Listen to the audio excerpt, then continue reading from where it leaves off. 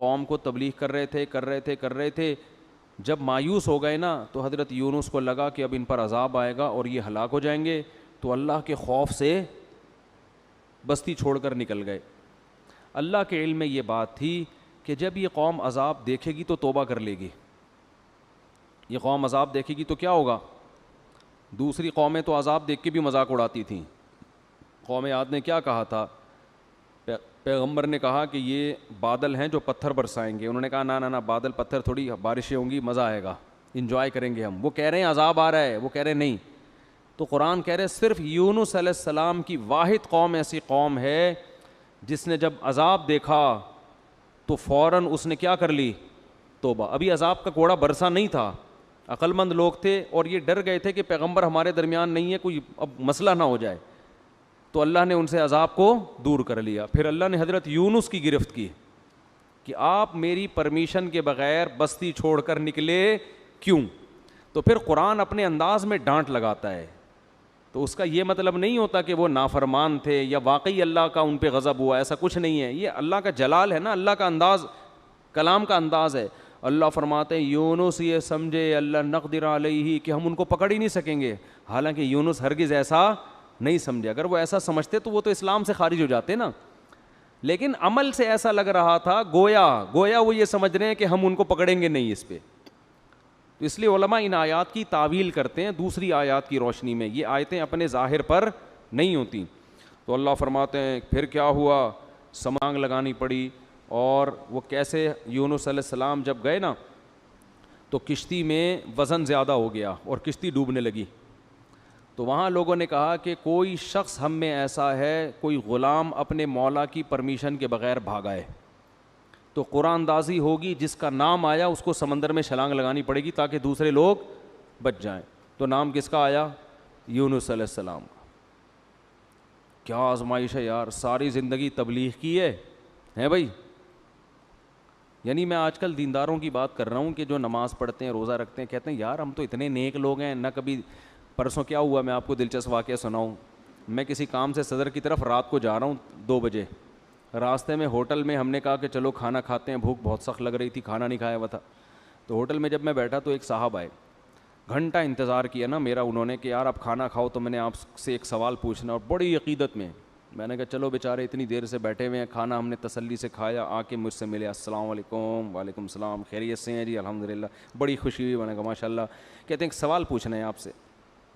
یہ کوئی غیبت کی بات نہیں ہے, نہ کوئی اس میں ٹینشن کی بات ہے. مجھے کہنے لگے کہ میں ساری زندگی ایمانداری سے میں نے ملازمت کی ہے, کبھی کسی کا 1 روپیہ نہیں دبایا, لیکن میرے پاس اتنی غربت ہے کہ میرے پاس گھر جانے کا کرایہ بھی نہیں ہے. تو یہ ایماندار لوگوں کے ساتھ ایسا کیوں ہوتا ہے؟ اور مجھے اس سوال کا صحیح جواب چاہیے. میں نے کہا بھائی بعض دفعہ ہوتا ہے, اللہ کی طرف سے آزمائش ہوتی ہے, عموماً تو ایسا نہیں ہوتا, ایماندار لوگوں کے مال میں اللہ برکت دیتا ہے, لیکن کبھی کبھار اللہ کی طرف سے آزمائش بھی آتی ہے اور بے ایمان لوگ ترقی بھی کر جاتے ہیں. پھر میں نے مثال دی سابق صدر کی. میں نے کہا ایمانداری کا عالمی ریکارڈ قائم کیا ہے, مگر آپ دیکھو پیسہ ہے کہ آیا ہی چلا جا رہا ہے. آئے پوری اسٹیل میں 1 چمچ اسٹیل کا کھا سکتے ہیں آپ, ہیں بھائی؟ 1 چمچ ہم اسٹیل کا چبا نہیں سکتے, اور بعض لوگ پوری اسٹیل ملیں کھا گئے ہیں. تو میں نے کہا دیکھو یہ تو اللہ کی طرف سے. مجھے کہتے ہیں جواب درست نہیں ہے.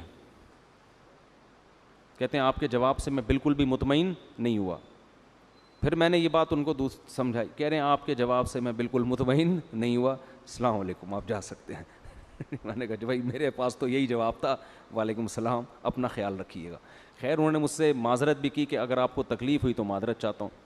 تو یہ ہمارے ہاں بہت سے دینداروں میں ہے کہ ہم نماز بھی پڑھ رہے ہیں, ہم تو ایمانداری سے نہ کسی کا دل دکھاتے ہیں, نہ یوں کرتے ہیں نہ یوں کرتے ہیں, پھر بھی آزمائشیں آ رہی ہیں. تو بھائی یونس علیہ السلام کو دیکھو, ساری زندگی تبلیغ کی ہے اور نکلے بھی اللہ کے خوف سے. یعنی اس لیے نہیں کہ تبلیغ چھوڑ کے معاذ اللہ بھاگ رہے ہوں, بھائی اللہ کا عذاب نہ آ جائے. تو اللہ کا عذاب تو ایسی چیز ہے کہ اس سے تو بھاگنا ہی چاہیے, لیکن نتیجہ کیا نکل رہا ہے؟ نام کس کا آ رہا ہے قرآن اندازی میں؟ حضرت یونس کو تو سوچنا چاہیے تھا کہ اللہ جب میں تیری ساری زندگی میں نے تبلیغ کی ہے اور اب عذاب آ رہا ہے تو میں بھاگ رہا ہوں, تو کنوینس کا انتظام کس کے ذمہ ہے بھائی؟ اے اللہ کم از کم بائی روڈ کا انتظام کر دے یا بائی ایئر کا انتظام کر دے یا شپ کا کوئی انتظام کر دے. یہ انتظام تو تیرے ذمہ. اپنے کرایہ خرچ کر کے میں کشتی میں بیٹھ رہا ہوں اور وہ کشتی کیا ہو رہی ہے, ڈاماڈول ہو رہی ہے. تو اس وقت ان کو خیال آیا ہوگا کہ کشتی میں ڈوبنے کا خطرہ ہے, کوئی بات نہیں, دوسرا کوئی بندہ یہاں سے اترے گا, ہم تو بچیں گے کیونکہ ہم تو اللہ کے پیغمبر اور بہت نیک. عجیب بات, کسی کا نام نہیں آ رہا. نام بھی کس کا آیا ہے؟ یونس. تو اب جب نام آیا تو بھی اللہ سے شکایت نہیں کہ یہ کیا ہو رہا ہے میرے ساتھ. کنوینس کا اللہ نے کوئی انتظام بھی نہیں کیا پراپر ہے بھائی, اور ایسی کشتی میں بٹھوا دیا جو اب کیا کر رہی ہے, ڈوب رہی ہے. اور اللہ نے تو مجھ سے بڑے بڑے وعدے کیے تھے, اور اب اتنے درجنوں لوگوں میں نام کس کا آ رہا ہے؟ میرا. کچھ بھی نہیں ہے. چلو سمندر میں چھلانگ لگائیں گے, کوئی پھٹا وٹا مل جاتا ہے, کہیں تیر کے آدمی چلا جاتا ہے, کچھ نہ کچھ دیر تو زندہ رہتا ہے نا. ادھر سمندر میں چھلانگ لگائی اور مچھلی منہ کھول کے کھڑی ہوئی ہے, لے بھائی مچھلی کے پیٹ میں. لیکن ایک حرف شکایت کا نہیں آ رہا. قرآن ہمیں یہ سب کیوں بتاتا ہے؟ اللہ سے اچھا گمان رکھو, ہر غلطی اپنے کھاتے میں ڈالو. ہر غلطی نہیں بھی ہو تو بولو میں غلط ہوں. ہر غلطی کس کے کھاتے میں؟ بھائی میں ہی غلط ہوں. مجھے یاد ایک دفعہ ہم جب چھوٹے بچے تھے نا, اس وقت تبلیغ والوں میں بڑا جوش ہوتا تھا, اب بھی ہے لیکن وہ والا جوش رہا نہیں ہے. وہ بڑا جوش ہوتا تھا بھائی. وہ جب 3 دن کی جماعت آتی تھی نا, پورے محلے کو ہلا کے جاتی تھی. وہ ہر ایک کو لے کے, کوئی گٹر کے ڈھکن پہ بیٹھے ہوئے اس کو سمجھا رہے ہیں, ادھر لے آ کے چائے پلا رہے ہیں. بڑا اب بھی ہے لیکن ظاہر ہے جو چیز شروع میں ہوتی ہے اس میں جوش زیادہ ہوتا ہے. تو وہ بہت محنت تھی. تو کیا کہہ رہا تھا میں؟ نہیں مچھلی کی بات, ہاں. تو مجھے یاد ہے ان میں ایک ساتھی تھے, انہوں نے جماعت میں بہت وقت لگایا ہوا تھا, سال لگے ہوئے تھے ان کے, اندرون ملک بیرون ملک, بڑے محنتی اور بڑے متحرک.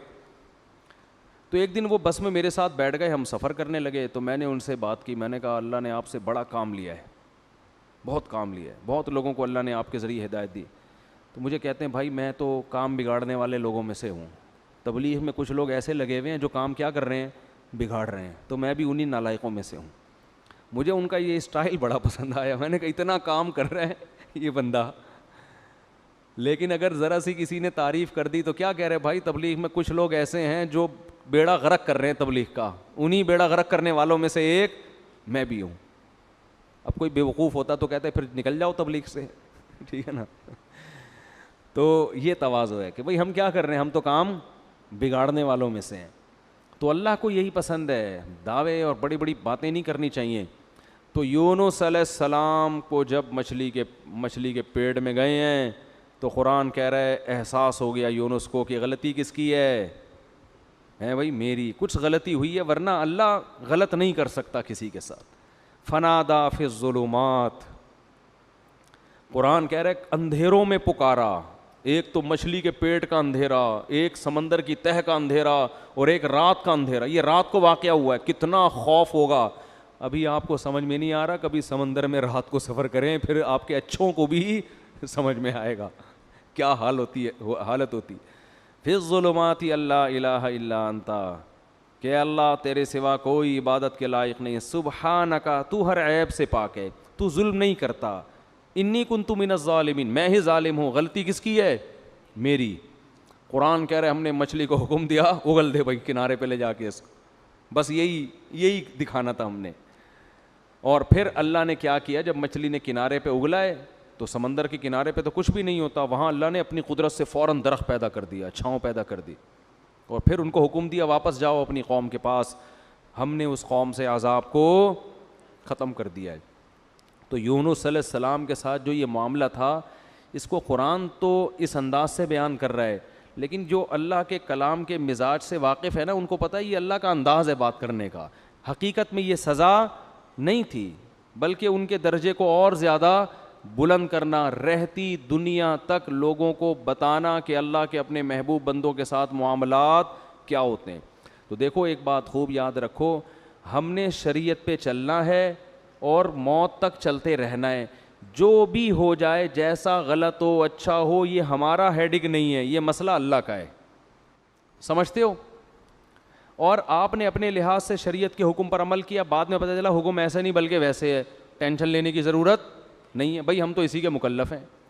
جیسے یونس علیہ السلام اس وقت یہ سمجھ رہے تھے کہ مجھے یہاں سے بھاگ جانا چاہیے, بھئی عذاب آئے گا تو میں بھی پس جاؤں گا, تو اپنے لحاظ سے بالکل ٹھیک کیا.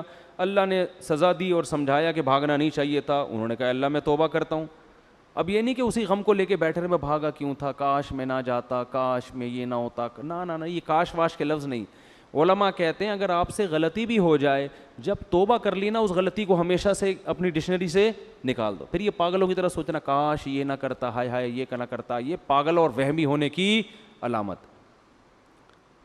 غلط ہو صحیح ہو, جو آپ کے سمجھ میں آ رہا تھا آپ نے اس وقت کیا. غزوہ احد میں دیکھو نا 70,000 شہید ہو گئے, تو یہ نہیں کہ صحابہ بیٹھ کے بار بار یہ سوچ کاش ہم مدینہ سے باہر نہ نکلتے, کاش مدینہ کے اندر رہتے, اس نے یہ بولا تھا, انہوں نے بولا تھا مدینہ سے باہر جاؤ, انہوں نے مروایا ہے, اس نے یوں کروایا ہے, یہ کروایا.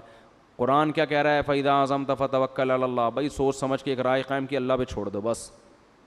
اور دوبارہ بھی یہی ہوگا, مشورے اسی طرح سے ہوں گے. اور اگر مگر کا لفظ استعمال نہ کرو, کتنا صاف پابندی لگا دی نا, آگے بڑھو بس. تو اس میں نقصان ہو فائدہ ہو, کیونکہ اصل آخرت ہے, آخرت میں اللہ نوازے گا آپ کو. تو یونس علیہ السلام کو